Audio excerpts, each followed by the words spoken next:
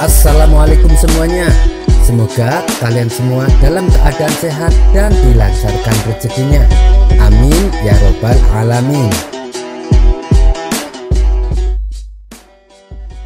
Pada suatu hari, Baginda Raja ingin kembali menguji kecerdasan Abu Nawas. Ia pun menyuruh beberapa pengawal untuk memanggil Abu Nawas ke istana. Singkat cerita, datanglah Abu Nawas menghadap. "Ampun Paduka yang mulia, ada gerangan apa Paduka memanggil hamba?" tanya Abu Nawas. "Sini Abu Nawas, mendekatlah. Ada tantangan baru yang harus kau kerjakan," kata Baginda Raja. Abu Nawas segera mendekat dan duduk di sampingnya. "Begini Abu Nawas, kau tahu kan di dunia ini ada orang yang jujur dan orang yang tidak jujur," kata Baginda Raja. "Iya, hamba tahu Paduka yang mulia," balas Abu Nawas. "Tapi aku belum pernah menemukan barang yang jujur dan yang tidak jujur, dan tugasmu adalah mencari kedua benda tersebut," jelas Baginda Raja. "Tapi Paduka, kejujuran adalah sifat manusia Paduka, sedangkan barang adalah benda mati," tukas Abu Nawas. "Maka dari itu, aku perintahkan kamu untuk mencarinya," perintah Baginda Raja. Sejenak, Abu Nawas terdiam. Ia tidak tahu harus bagaimana. Kalau menolak perintahnya, ia akan dihukum. Tapi kalau menerimanya, ia tidak yakin bisa berhasil. Yang ujung-ujungnya, dia akan mendapat hukuman juga. "Kenapa diam saja Abu Nawas? Kamu sanggup apa tidak?" tanya Baginda Raja. "Siap Paduka yang mulia, hamba sanggup, tapi beri waktu seminggu," pinta Abu Nawas. "Baiklah, permintaanmu aku turuti. Kalau berhasil, kau akan mendapat hadiah. Tapi kalau gagal, kau akan aku hukum," jelas Baginda Raja. Akhirnya Abu Nawas pun dipersilahkan untuk pulang. Seminggu pun berlalu, namun Abu Nawas masih belum juga mendapatkan solusinya. Akhirnya, dengan langkah penuh kepasrahan, Abu Nawas pergi menuju istana. Ia pasrah bila memang harus mendapat hukuman. Tapi saat di tengah jalan, ia menemukan sebuah cara untuk menyelesaikan masalahnya. Tanpa membuang-buang waktu, ia segera menuju ke pasar untuk membeli benda yang diinginkan Baginda Raja. Akhirnya sampailah ia di istana dengan membawa 2 bungkusan. "Bagaimana Abu Nawas? Apakah kau sudah mendapatkan benda yang aku inginkan?" tanya Baginda Raja. "Sudah Paduka yang mulia, sesuai dengan apa yang Paduka inginkan," jawab Abu Nawas dengan penuh percaya diri. "Baiklah, coba tunjukkan benda itu padaku," pinta Baginda Raja. Abu Nawas pun lalu membuka bungkusan yang pertama. "Ini Paduka yang mulia, lidah sapi. Ini adalah benda yang paling jujur," kata Abu Nawas sambil menunjukkannya. Baginda Raja yang belum tahu maksud Abu Nawas kemudian bertanya, "Mengapa lidah sapi kau sebut yang paling jujur? Bisa kau jelaskan?" Abu Nawas menjawab, "Karena dengan lidah, orang bisa mengatakan kejujuran dan menyampaikan kebenaran." Mendengar itu, Baginda Raja pun tersenyum. Lalu ia kembali berkata, "Aku setuju dengan pendapatmu. Sekarang tunjukkan padaku benda yang paling tidak jujur." Abu Nawas segera membuka bungkusan yang kedua, yang ternyata isinya sama saja, yaitu lidah sapi. "Ini adalah benda yang paling tidak jujur Paduka," jelas Abu Nawas. Hal ini tentu saja membuat Baginda Raja heran. "Kenapa jawabannya lidah sapi lagi Abu Nawas?" tanya Baginda Raja. "Karena dengan lidah, orang juga bisa berbohong dan menipu. Bahkan dengan lidah, kebenaran bisa terlihat seperti kesalahan, dan kesalahan bisa terlihat seperti kebenaran. Jadi lidah bukan hanya bisa menjadi benda yang paling tidak jujur, bahkan bisa menjadi benda yang paling buruk di dunia, terang Abu Nawas. Mendengar hal itu, Baginda Raja pun memuji kecerdikan Abu Nawas, dan sesuai perjanjian, Baginda Raja memberinya hadiah. Kisah selanjutnya. Suatu hari, di sela-sela waktu senggangnya, Baginda Raja mengajak Abu Nawas untuk menemaninya berburu di hutan. Tentu saja dengan penuh semangat, Abu Nawas langsung mengiyakannya. Bahkan, ia menyarankan agar tak lagi berburu di hutan yang sama. "Memangnya kenapa, Abu Nawas? Apa kamu punya rencana lain?" tanya Baginda Raja. "Tepat sekali, saya akan mengajak Paduka ke hutan yang banyak binatang rusa," jawab Abu Nawas. "Di mana itu? Apa kau tahu tempatnya?" tanya Baginda Raja kembali. "Tentu saja Paduka, tapi perjalanannya lumayan jauh," jawab Abu Nawas. "Tidak masalah, aku punya 2 kuda putih. Nanti aku akan memberimu 1, balas Baginda Raja. Sontak Abu Nawas kaget mendengarnya, karena kuda putih yang Baginda Raja sebutkan merupakan kuda kerajaan yang paling gagah dan sangat cepat larinya, dan hanya orang-orang tertentu saja yang diperkenankan menungganginya. "Apa Paduka serius?" tanya Abu Nawas memastikan. "Iya, saya serius. Tapi kalau ternyata hutan yang kamu ceritakan tidak sesuai dengan kenyataan, kamu akan saya hukum," ancam Baginda Raja. "Tenang saja Paduka, Paduka pasti tak akan kecewa," kata Abu Nawas meyakinkan. Maka pergilah keduanya menuju hutan yang dimaksud Abu Nawas. Karena keduanya mengendarai kuda istimewa, sehingga hanya dalam waktu beberapa jam saja mereka sudah sampai ke hutan yang dituju. Dan ternyata apa yang diceritakan Abu Nawas benar adanya. Pada hari itu Baginda Raja sampai lupa waktu karena saking asiknya berburu binatang rusa. Setelah seharian penuh berburu hewan, akhirnya Baginda Raja pulang dengan perasaan puas. Sesampainya di istana, Baginda Raja berkata kepada Abu Nawas, "Abu Nawas, kuda putih itu sekarang jadi milikmu. Tapi kau harus siap menemaniku berburu kapanpun aku mau." Mendengar hal itu, Abu Nawas sangat bahagia. "Terima kasih Paduka, hamba siap menemani Paduka kapanpun Paduka pergi berburu." Ia pun pulang ke rumah dengan mengendarai kuda putih istimewa. Selepas Abu Nawas pergi, Baginda Raja tak henti-hentinya menceritakan keseruan berburu di hutan tersebut kepada para menteri istana.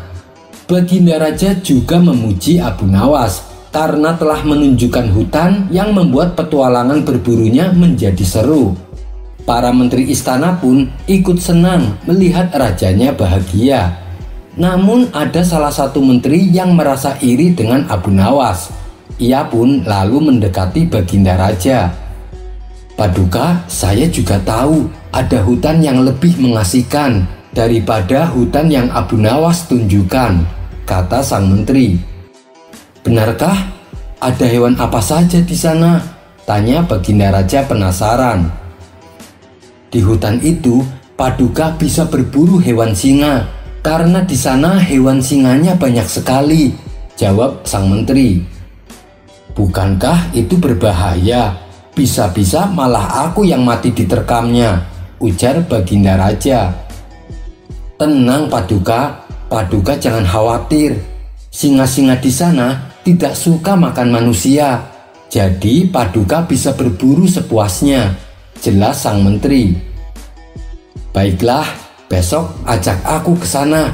Nanti aku akan memberimu kuda putih," balas Baginda Raja. Sang menteri tak menduga sama sekali dengan reaksi Baginda Raja. Ia bingung harus berkata apa, karena hutan yang ia ceritakan sama sekali tidak benar. Akhirnya ia pun menemukan jawaban untuk mengelak dari ajakan Baginda Raja. Maaf Paduka yang mulia, kalau untuk saat ini tidak bisa, karena singa-singa tersebut hanya datang dan berkumpul pada setiap akhir tahun saja, kata sang menteri beralasan.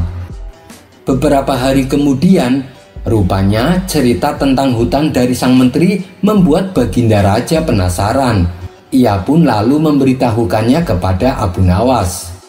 Mendengar cerita tersebut tentu saja tak membuat Abu Nawas percaya begitu saja. Paduka yakin dengan cerita sang menteri? Tanya Abu Nawas. Iya, memangnya kenapa? Kata Baginda Raja balik bertanya. Inilah yang saya khawatirkan kalau sampai Baginda Raja percaya, ujar Abu Nawas. Khawatir? Khawatir kenapa Abu Nawas? Tanya Baginda Raja. Karena kuda pemberian Paduka ternyata selama ini dia menginginkan jadi seorang raja. Dia selalu berkata kepada saya, aku lebih cepat dan lebih kuat dari Baginda Raja.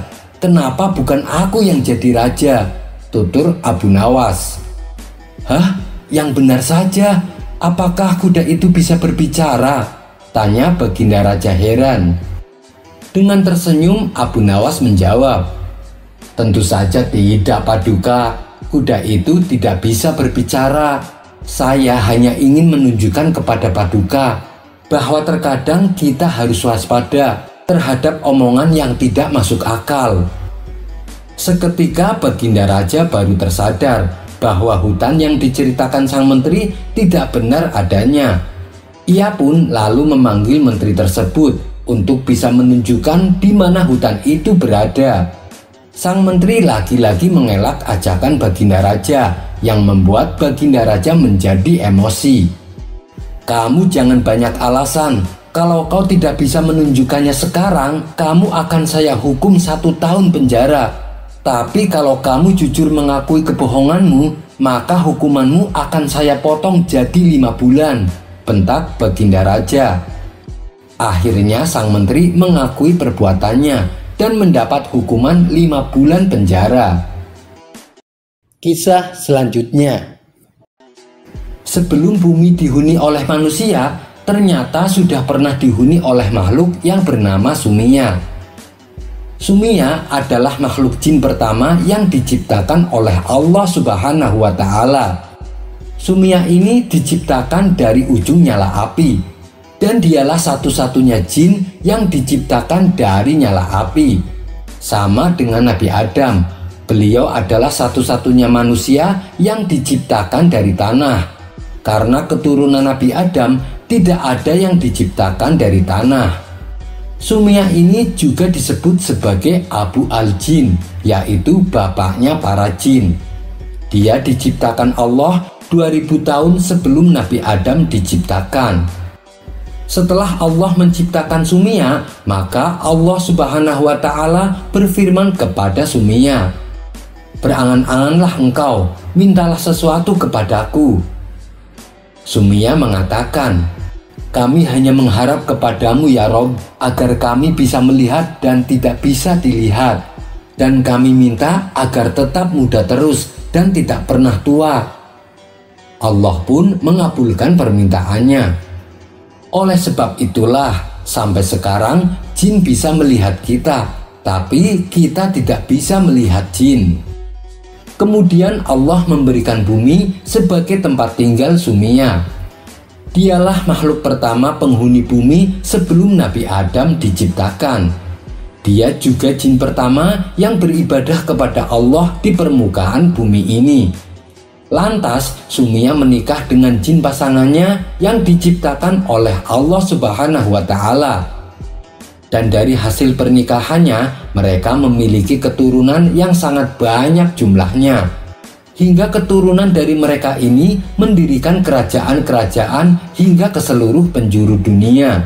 Sayangnya setelah Sumia wafat, anak keturunannya ingkar kepada Allah. Yang ada mereka justru saling menumpahkan darah. Mereka saling berperang untuk memperebutkan daerah kekuasaan. Lalu Allah mengirim nabi-nabi yang juga dari kalangan mereka, yaitu kalangan bangsa jin. dengan tujuan untuk menyadarkan dan mengajak kembali ke jalan Allah. Akan tetapi, para nabi-nabi yang diutus malah dibunuh oleh mereka. Disitulah kemudian Allah mengirim para malaikat guna membasmi bangsa jin yang membangkang.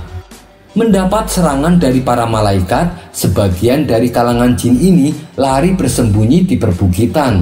Ada pula yang lari sembunyi di lautan.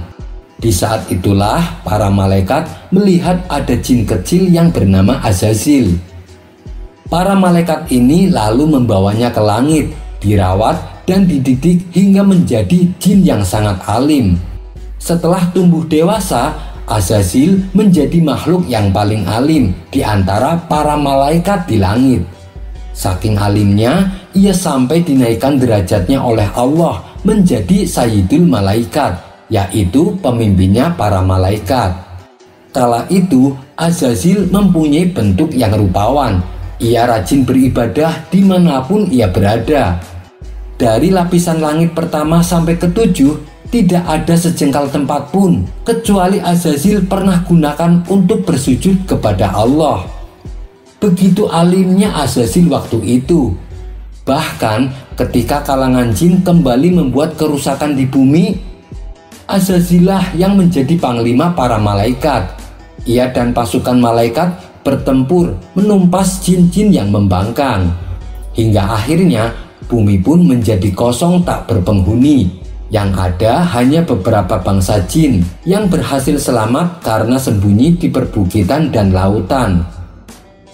Suatu hari, malaikat melihat sebuah tulisan yang terpampang di salah satu dinding surga dan tertulis sebagai ketetapan Allah. Tulisan tersebut isinya sebagai berikut: karena kesombongan, seorang yang sangat dekat dengan Allah akan mendapat laknat. Membaca tulisan itu, para malaikat menangis semuanya, termasuk Israel. Mereka sangat takut dan khawatir apabila makhluk yang tercatat sebagai ketetapan Allah itu adalah diri mereka. Kemudian mereka semua sepakat untuk menemui Azazil. Dia adalah pemimpin atau penghulu para malaikat yang setiap lapis langit mendapat kehormatan. Azazil kurang lebih sudah 120.000 tahun mengabdi kepada Allah dan setiap doanya niscaya dikabulkan. Para malaikat tersebut meminta kepada Azazil supaya didoakan agar terhindar dari laknat Allah. Azazil pun memenuhi permintaan mereka. Ia berdoa agar para malaikat terhindar dari murka Allah. Tapi ia lupa, ia tidak berdoa untuk dirinya. Lalu tibalah suatu hari Allah mengumpulkan para malaikat untuk diberitahu perihal penciptaan Adam sebagai manusia dan pemimpin di dunia. Para malaikat terperanjat dan protes. Menurut pengetahuan mereka, manusia adalah makhluk pembuat kerusakan yang paling nyata. Menjawab protes malaikat, Allah pun berfirman bahwa hanya Dia yang mengetahui segala sesuatu dan mereka tidak. Mendengar hal itu, para malaikat seketika menunduk dan memohon ampun. Allah kemudian memerintahkan mereka untuk bersujud kepada Adam. Serempak mereka langsung bersujud, kecuali Azazil. Azazil merasa dirinya lebih mulia dari Adam. Dia menganggap Adam hanya diciptakan dari tanah, berbeda dengan dirinya. Ia diciptakan dari api. Akibat membangkang perintah Allah, wujud Azazil yang tadinya rupawan seketika berubah menjadi wujud yang sangat jelek, dan namanya berganti menjadi iblis. Sejak saat itu barulah diketahui bahwa Azazil adalah makhluk yang dimaksud dalam tulisan di dinding surga. Ia pun diusir dari surga dan menjadi penghuni bumi. Hal inilah yang memicu kebencian iblis kepada Adam semakin bertambah. Apalagi ketika tahu kalau Allah menciptakan Siti Hawa sebagai pasangannya di surga. Iblis kemudian menggunakan tipu dayanya supaya Adam dan Hawa juga dikeluarkan dari surga. Akhirnya, berkat usahanya yang tak mengenal lelah, iblis berhasil memperdayai Adam dan Hawa untuk melanggar perintah Allah, yaitu memakan buah khuldi. Adam dan Hawa pun akhirnya dikeluarkan dari surga dan menjadi penghuni bumi. Demikianlah kisah makhluk yang pertama kali menghuni bumi sebelum Adam diciptakan. Kisah ini sebagian diambil dari kisah-kisah Israiliyat. Wallahu a'lam bishawab. Kisah selanjutnya. Dikisahkan, Baginda Raja menunjuk kawannya untuk menjabat sebagai gubernur di kota Abu Nawas. Tapi sayangnya, orang yang ditunjuk ini menyalahgunakan jabatannya. Dengan sewenang-wenang, dia memerintahkan para prajurit untuk menangkap para sastrawan yang dianggap pintar. Setelah beberapa sastrawan berhasil ditangkap, mereka dihadapkan kepada gubernur yang baru. Satu persatu di antara mereka ditanya oleh sang gubernur, "Menurutmu, saya gubernur yang adil atau zalim?" Sastrawan pertama menjawab, "Anda adalah gubernur yang zalim." Sang gubernur terperanjat dengan jawaban tersebut. "Apa alasanmu?" tanya sang gubernur. "Karena Anda telah menangkap kami tanpa sebab," jawab sastrawan pertama. "Prajurit, masukkan dia ke dalam penjara. Besok dia harus dihukum mati," titah sang gubernur. Sastrawan berikutnya dipanggil dan diberi pertanyaan. "Menurutmu, saya gubernur yang adil atau zalim?" tanya sang gubernur. "Tuanku adalah gubernur yang adil," jawab sastrawan kedua. "Apa alasanmu?" tanya sang gubernur kembali. "Karena tuanku sangat memperhatikan rakyatnya," jawab sastrawan tersebut. "Kamu pembohong. Prajurit, masukkan dia ke dalam penjara. Besok dia harus dihukum mati," titah sang gubernur. Begitulah seterusnya. Apabila dijawab adil ataupun zalim, sang gubernur tetap memberikan hukuman mati. Kemudian beberapa sastrawan yang belum tertangkap mendatangi rumah Abu Nawas. "Tolonglah kami Abu Nawas, beberapa kawan kita dijatuhi hukuman mati," kata mereka penuh khawatir. Abu Nawas terkejut mendengarnya. "Kenapa gubernur melakukan hal itu? Bagaimana ceritanya?" tanya Abu Nawas heran. "Kami sendiri tidak tahu Abu Nawas. Tanpa sebab gubernur yang baru menangkapi para sastrawan di kota kita. Lalu mereka ditanya satu persatu, apakah dia gubernur yang adil atau zalim. Bila jawabannya zalim, akan dihukum mati. Bila jawabannya adil, juga tetap akan dihukum mati," kata mereka menjelaskan. "Pasti gubernur sakit. Dia sudah tidak waras," ucap Abu Nawas. "Itulah kenapa kita kesini Abu Nawas. Kita mendatangimu agar kau menyelamatkan kawan-kawan kita. Sebab rencananya besok kawan-kawan kita akan dihukum mati," tutur mereka. "Baiklah, aku akan ke istana gubernur sekarang juga. Kalian pulanglah," ucap Abu Nawas. Maka berangkatlah Abu Nawas ke istana. Sesampainya di sana, Abu Nawas langsung menghadap sang gubernur. Melihat kehadiran Abu Nawas, sang gubernur langsung emosi. "Ngapain kau datang ke istanaku?" tanya sang gubernur. "Saya mendengar kabar Anda menyuruh beberapa prajurit untuk menangkapi para sastrawan pintar di kota ini. Tapi kenapa aku tidak ditangkap? Saya sangat tersinggung," jawab Abu Nawas. "Oh, jadi kamu menganggap dirimu bagian dari mereka?" tanya sang gubernur. "Tentu saja, masyarakat di kota ini tahu siapa aku. Aku adalah sastrawan terpandai di kota ini," balas Abu Nawas. "Baiklah, Algojo, tangkap Abu Nawas dan penggal lehernya," perintah sang gubernur. "Tunggu dulu, sebelum leherku dipenggal, perintahkan algojomu agar jangan sampai merusak rambutku, sebab aku baru saja keluar dari tukang cukur," timpal Abu Nawas. Mendengar itu, sang gubernur langsung tertawa. "Itulah jiwa kesatria yang aku kagumi darimu. "Aku mengampunimu, Abu Nawas," kata sang gubernur. "Bolehkah aku meminta satu permintaan?" tanya Abu Nawas. "Apa permintaanmu? Katakan saja," jawab sang gubernur. "Saya juga minta pengampunan untuk kawan-kawanku," pinta Abu Nawas. Sejenak sang gubernur terdiam, lalu ia berkata kepada Abu Nawas, "Aku akan mengabulkan permintaanmu, tapi ada syaratnya. Kamu harus bisa menjawab 3 pertanyaanku," ujar sang gubernur. "Baik Tuan, saya siap menjawabnya," sahut Abu Nawas. "Menurutmu, aku gubernur yang adil atau zalim?" tanya sang gubernur.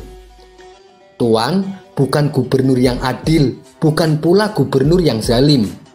Orang-orang yang zalim itu adalah kita. Sedangkan Tuan adalah pedang keadilan yang membalas kezaliman," jawab Abu Nawas. "Luar biasa, jawabanmu sungguh menakjubkan, Abu Nawas. Sekarang pertanyaan kedua, mana yang lebih bermanfaat, matahari atau bulan?" tanya sang gubernur. "Matahari terbit di siang hari bersamaan dengan terangnya dunia. Maka menurutku matahari kurang bermanfaat. Sementara bulan terbit di waktu malam yang menerangi dunia dan menjadikannya seperti siang. Maka menurutku manfaat bulan lebih besar." Sang gubernur pun tertawa dengan jawaban Abu Nawas. Meskipun nyeleneh tapi masuk akal. "Baiklah Abu Nawas, sekarang pertanyaan yang terakhir. Menurutmu warna angin itu apa?" tanya sang gubernur. "Warna angin itu merah Tuan," jawab Abu Nawas enteng. "Apa alasanmu?" tanya sang gubernur kembali. "Kalau kita masuk angin, lalu badan kita dikerok, pasti akan muncul warna merah pada tubuh kita. Itu menunjukkan kalau anginnya sedang keluar. Berarti warna angin adalah merah," jawab Abu Nawas. Untuk kedua kalinya sang gubernur dibuatnya tertawa terpingkal-pingkal. "Kamu memang cerdik, Abu Nawas. Kamu mendapatkan apa yang kau inginkan. Ternyata apa yang dikatakan Baginda Raja tentangmu memang benar, Abu Nawas," tutur sang gubernur. Abu Nawas spontan kaget mendengar nama Baginda Raja disebut. "Maksudnya Tuan bagaimana?" tanya Abu Nawas penasaran. "Sebelum aku ditugaskan kemari, Baginda Raja memberitahu saya kalau di kota ini banyak sastrawan pintar, dan di antara sastrawan yang paling cerdik adalah kamu. Saya berniat memanggil mereka untuk saya kasih hadiah. Tapi sebelumnya saya ingin mengerjai mereka dulu. Ternyata kamu malah datang untuk membantu mereka. Dan ini adalah suatu kesempatan bagi saya untuk menguji kecerdasanmu," kata sang gubernur menjelaskan. "Jadi hukuman mati yang Tuan berikan hanya pura-pura?" tanya Abu Nawas kaget. "Benar Abu Nawas, saya hanya ingin mengerjai mereka sebelum aku memberikan hadiah kepada mereka," jawab sang gubernur. Abu Nawas pun terdiam sejenak. "Kurang ajar, ternyata aku masuk ke dalam perangkapnya. Tunggu saja pembalasanku nanti," ucap Abu Nawas dalam hati. Kisah selanjutnya. Pada pertemuan kali ini, saya akan menceritakan 2 kisah tentang nasihat Abu Nawas melalui tingkah konyolnya. Kisah yang pertama adalah Abu Nawas menggantungkan kakinya pada sebuah nisan kuburan. Dan kisah yang kedua adalah tentang seorang hakim yang dibuat malu oleh Abu Nawas karena perkataannya sendiri. Kita langsung saja pada kisah pertama. Diceritakan suatu hari ada seseorang berjalan-jalan menyusuri kota Baghdad. Lalu sampailah ia di sebuah pemakaman umum. Di pemakaman tersebut, orang itu melihat Abu Nawas sedang berada di sebuah kuburan. Maka ia pun segera mendekati Abu Nawas. Betapa herannya orang itu melihat tingkah Abu Nawas yang sedang menggantungkan kakinya pada sebuah nisan kuburan. Lalu ia pun bertanya kepada Abu Nawas.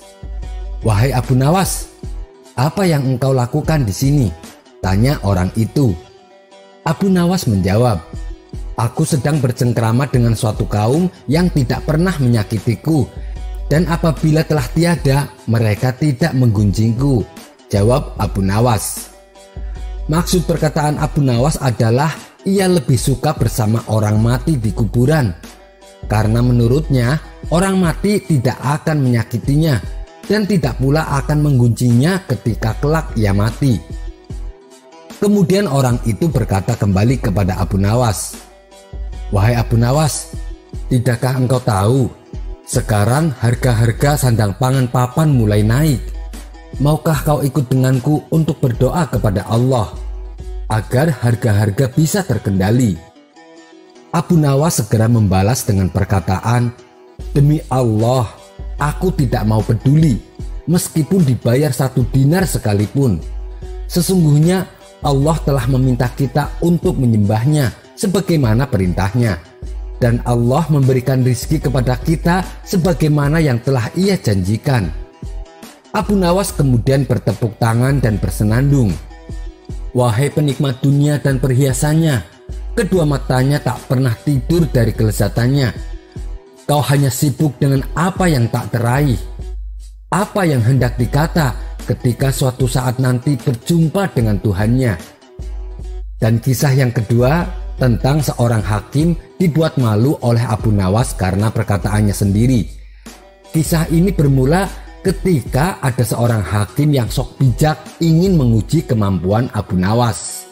Maka sang hakim pun memutuskan untuk menemui Abu Nawas di rumahnya. Setelah dipersilahkan masuk dan ngobrol ngalor ngidul, si hakim lantas memulai aksinya. Seandainya saja setiap orang mau mematuhi hukum dan etika, pastilah akan tercipta keharmonisan dalam bermasyarakat, tutur sang hakim berharap. Abu Nawas yang mengetahui maksud sang hakim sengaja langsung membantah perkataannya. Bukan manusia yang harus mematuhi hukum, tetapi hukumlah yang harus disesuaikan dengan kemanusiaan, sanggah Abu Nawas. Merasa tidak terima dengan sanggahan yang dilontarkan Abu Nawas, kali ini sang hakim mencoba memulai taktiknya. Wahai Abu Nawas, Anda itu seorang sastrawan dan juga seorang cendekiawan. Bagaimana Anda bisa berpendapat seperti itu? Ujar sang hakim. Baiklah, kalau memang pendapat Anda demikian, saya ingin bertanya kepada Anda. Seumpama Anda diberi sebuah pilihan kekayaan atau kebijaksanaan, mana yang akan Anda pilih? Tanya sang hakim melanjutkan. Tentu saja saya akan memilih kekayaan, jawab Abu Nawas dengan cepat. Dengan menggelengkan kepalanya, sang hakim pun berkata, sungguh memalukan engkau wahai Abu Nawas. Anda adalah cendekiawan yang diakui masyarakat, tapi Anda lebih memilih kekayaan daripada kebijaksanaan, ujar sang hakim itu dengan nada sinis. Belum sempat sang hakim memberi penjelasan, Abu Nawas segera balik bertanya kepada hakim tersebut. Kalau pilihan Anda sendiri, apa Tuan Hakim? Dengan penuh percaya diri, sang hakim menjawab, sudah jelas, tentu saya memilih kebijaksanaan. Mendengar jawaban sang hakim, Abu Nawas dengan entengnya membalas, nah, terbuktikan semua orang memilih untuk memperoleh apa yang belum dimilikinya, sindir Abu Nawas. Atas pernyataan Abu Nawas itu, sang hakim hanya bisa diam 1000 bahasa. Raut wajahnya merah padam menahan malu. Ia pun lalu pergi meninggalkan rumah Abu Nawas. Sekian dulu perjumpaan kita kali ini. Sampai bertemu lagi di kisah selanjutnya. Terima kasih yang sudah subscribe dan setia menonton channel ini. Wassalamualaikum warahmatullahi wabarakatuh.